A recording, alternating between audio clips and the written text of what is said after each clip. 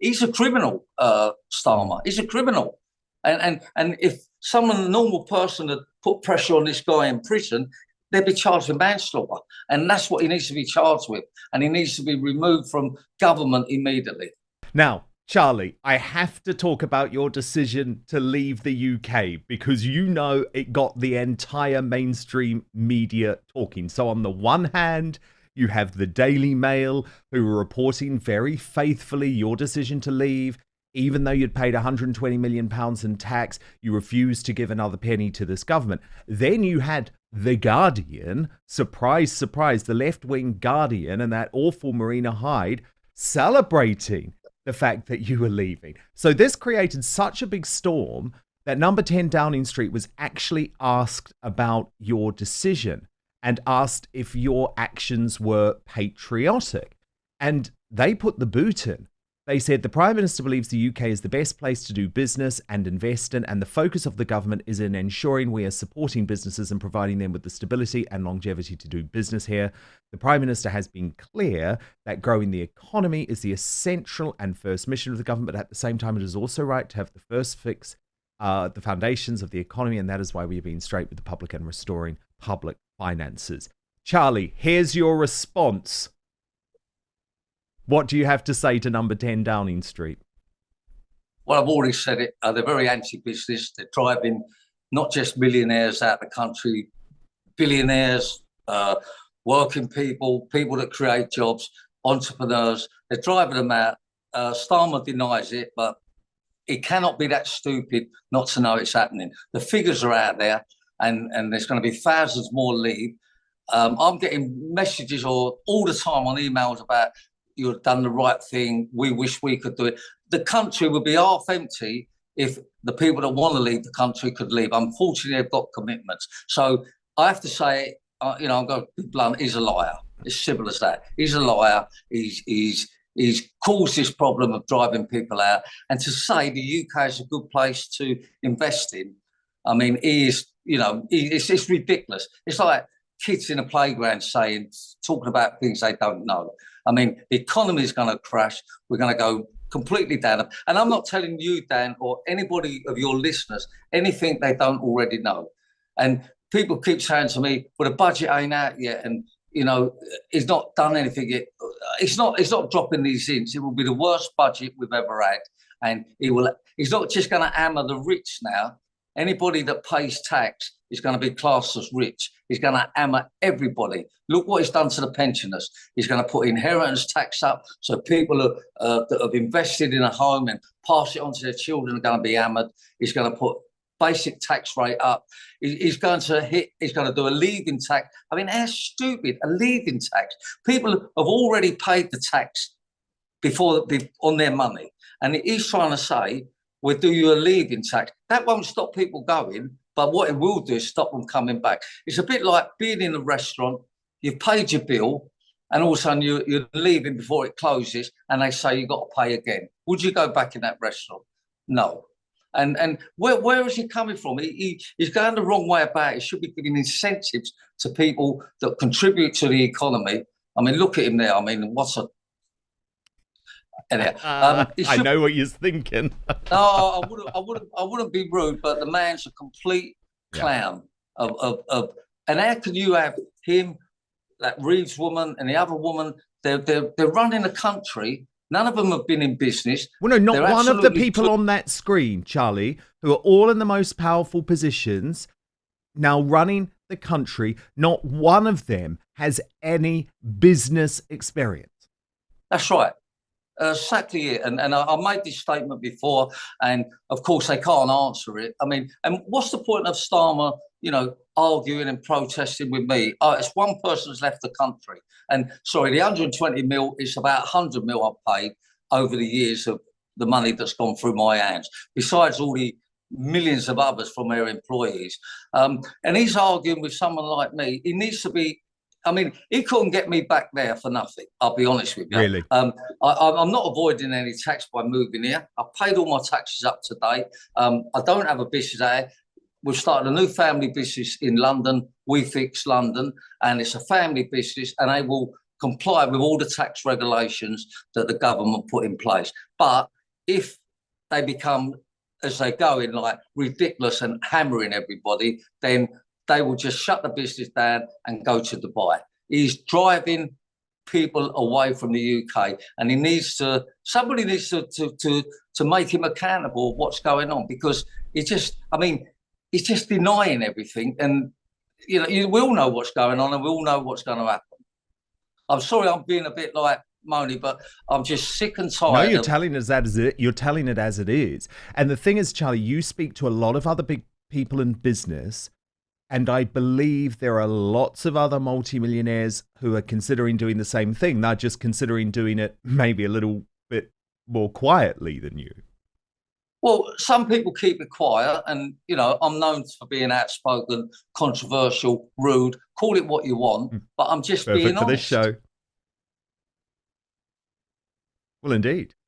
Yeah, indeed. I mean, I know billionaires that have left. You got what's his name? I'm trying to think. He's gone to Monaco. Oh, Alfie Best.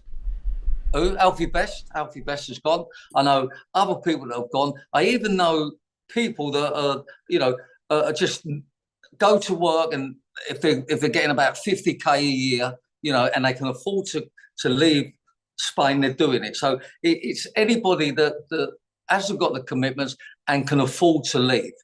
And I've told all my family that that's their decision, but I've suggested that they leave the UK as soon as they can, because they're just going to hammer people, normal working people. You see on budget day, you see people will be screaming now that have supported government, because now he's going to take him money off you. He's not just robbing the rich, he's robbing anybody that goes to work and contributes. How much of the problems with the economy, Charlie, do you put down to mass immigration, both legal and also the illegal invasion of the channel? 90% of it. Wow. I mean, he's on about he can raise, I think, 500 billion by bringing in this leaving tax and all that nonsense. I could show him how to raise that money within a year. It's fairly obvious what he needs to do. Stop paying and stop allowing people in the country that are illegal. And they keep saying about the hotel bill per day is 8 million. It's been 8 million for 6 months. It's probably nearer 20 million. And, if he was to put a stop on it, then it's really simple. They would not come here. First of all, they would not come. If you're not giving them money, they don't come. And the second thing is, he needs to send back all the illegal people that are in the country. It's simple as that. I actually think then that we could actually get back on top of where we were. All our money is being wasted to people that do not contribute. And look, I'm not racist.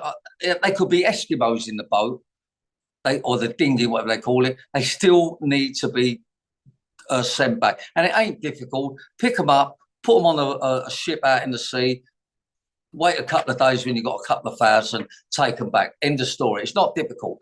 We have a Navy. The Navy needs to be in the sea, and they could stop them in days. It would stop. And Australia did. Same with. Go on, sorry. Well, as Australia did. That's exactly what Australia did. They stopped the boats overnight because they turned everyone back. As simple as that. I'll get all the busybodies coming on to me now. You're racist, you're this, you're that. You should help these people. They're running away from war. Running away from war? I mean, okay, if they're running away from war, they're cowards. I mean, and we got people that have fought in the war, and are heroes and been given medals, and they're homeless on the street. And he's letting in people that run away from war. I mean, they're not running away from war. We all know that. I mean, they're economic migrants, let's be honest. They are young men, and they are largely, Charlie, involved in criminal activity. Dan, honestly, you're not telling me or millions of other people anything that we already know. It's just being hidden up in the media. It's being hidden up by the government.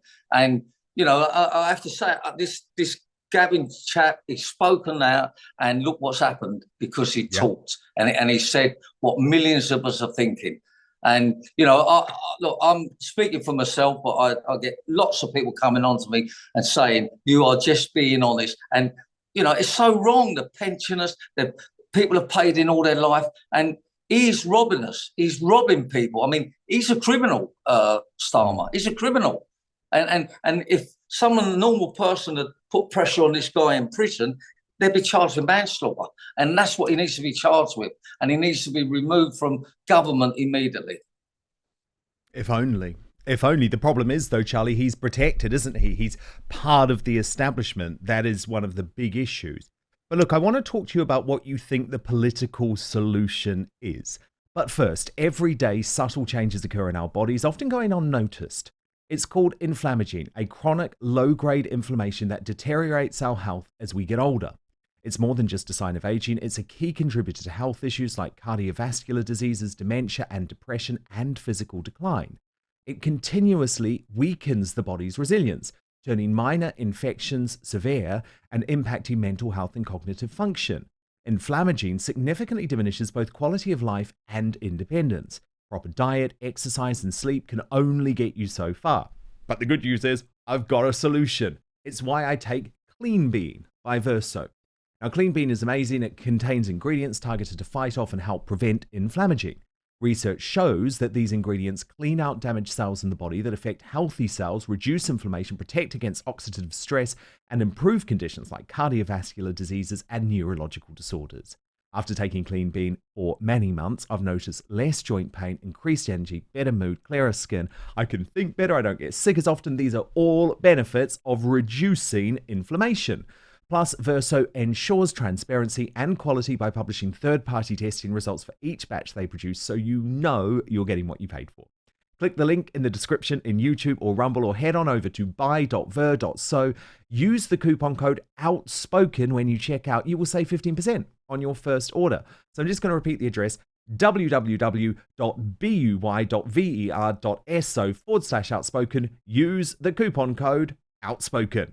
But now, back to the show. For someone who didn't support Brexit, Charlie, you made a very big decision before the last election to throw your weight behind Mr. Nigel Farage. Now, I said before the last election that I think Nigel Farage can be Prime Minister by 2029. I know some people laugh at me and say that's absolutely stupid, but the thing is, Charlie, you talk about the civil war that is bubbling underground. There has to be a revolution, really, I think, in our politics. So talk to me about why you decided to support Farage despite disagreeing with him so strongly on Brexit, and whether you think it's possible that he could end up in number 10 Downing Street.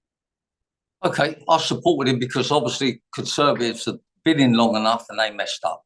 They didn't do nothing about the problem. They just encouraged it, a bit like what Labour's doing. So their finished job. Obviously, Labour, I wouldn't put them in charge of a broom, any of them. Nigel Farage, the only thing I disagree with Nigel on is the Brexit. I don't believe that we're any better off by being out of the EU, but we have to go along with it, unfortunately. But that's the only thing I disagree about what with him. But everything else, I totally support him 100%. And can he be Prime Minister? Yes. I actually think it'd be before 29, because I think there'd be an election called. I think Labour will be begging to get out of Downing Street. They will cause so many problems. And you know, Nigel Farage, very outspoken man, very clever man, says what he thinks. I don't believe he's racist. I think he knows that if we don't do something about the mess of the country, it's going to get worse. If anybody can sort it out, I think it's Nigel Farage and his team around him. He's got some good business people behind him. Richard, yeah, and he's colorblind. The thing is, he's a colorblind guy. He's like me. I don't give a damn what color someone is. I just don't want to talk constantly about race and sex and sexual identity and gender politics. It's boring. I just treat everyone based on who they are, not what they are. And I think that's very much what Nigel is all about.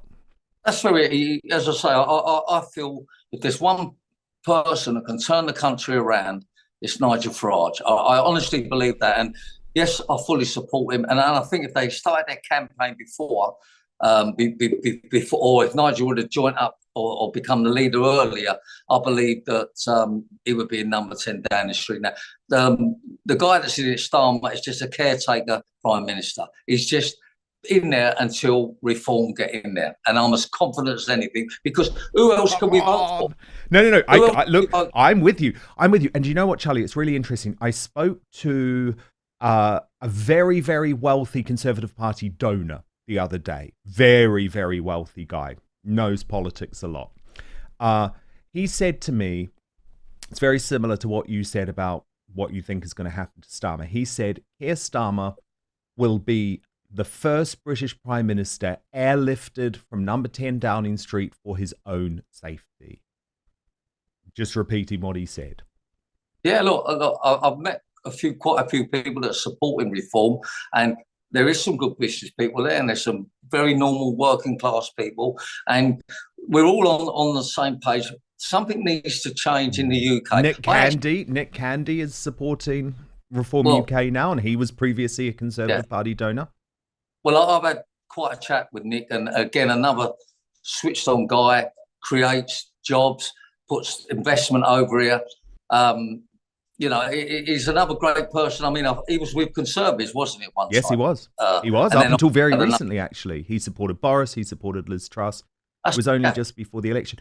Charlie, would you ever consider running for Reform UK? Yes, I would. Yeah. Amazing. If I'll only come back now when it looks like reform will get in.